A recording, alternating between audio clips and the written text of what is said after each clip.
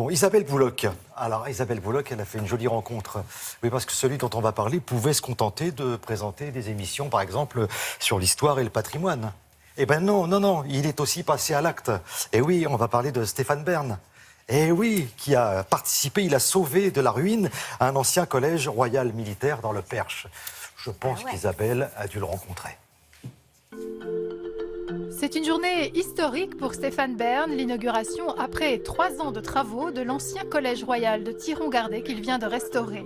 Aujourd'hui, l'animateur ouvre au public les jardins et un musée sur l'histoire de ce collège militaire. C'est le hasard qui m'a amené ici.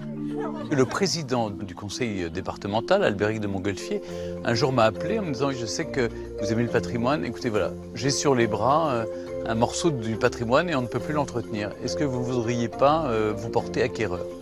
Alors, il le vendait au prix du domaine, c'est-à-dire une bouchée de pain, c'est le prix d'une studette parisienne. Mais évidemment, ça cache un autre gouffre, c'est celui de la restauration. Mais je me suis pris au jeu. Une visite privée, ça vous intéresse ou pas? Alors venez. Quand je suis arrivé ici, c'était une ruine. Ça avait fière allure encore à l'extérieur. Et puis quand vous entriez dans ce qui est aujourd'hui le musée, c'était des étables, c'était ouvert aux 4 vents. Dans le logis, c'était désastreux, c'est-à-dire que les poutres étaient mangées par les champignons, la charpente était pourrie, la toiture n'en parlons pas, donc il a fallu refaire d'abord la première année des choses qui ne se voient pas et qui ne vous apportent aucun contentement. On est sur un domaine de l'abbaye de Thiron-Gardais qui a été fondée en 1114. Il y a donc cette église abbatiale qui est toujours là depuis 902 ans et ça a été ensuite, en 1776, l'un des 12 collèges royaux et militaires de France choisis par Louis XVI pour former les cadets gentilshommes pour qu'ils puissent ensuite faire l'école militaire de Paris.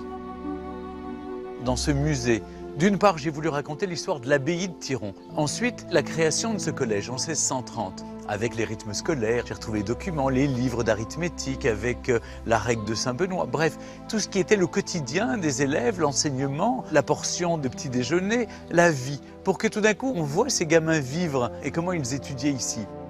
Vous avez l'uniforme des cadets gentilshommes, des élèves officiers qui étaient élèves ici.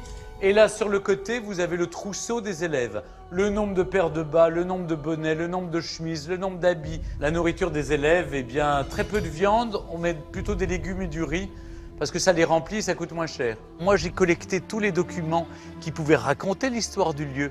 J'ai été voir le musée des Beaux-Arts de Chartres qui avait cette crosse magnifique de l'abbé de Thiron du XIIIe siècle. J'en ai écouté, prêtez-la moi.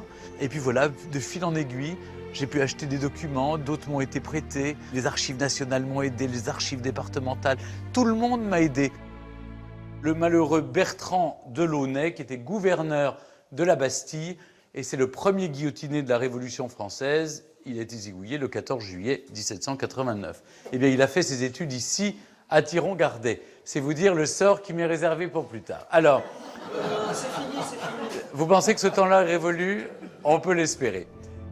Après 3 ans de travaux, de voir aujourd'hui ce jour d'ouverture était assez exaltant.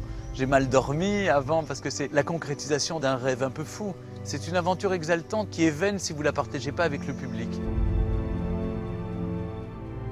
Cette journée d'inauguration a été un beau succès avec plusieurs centaines de visiteurs qui sont bien sûr venus à la rencontre de Stéphane Bern, mais qui sont aussi venus découvrir ce collège royal et militaire qui sera ouvert au public jusqu'au 28 août et qui deviendra peut-être l'un des monuments préférés des Français.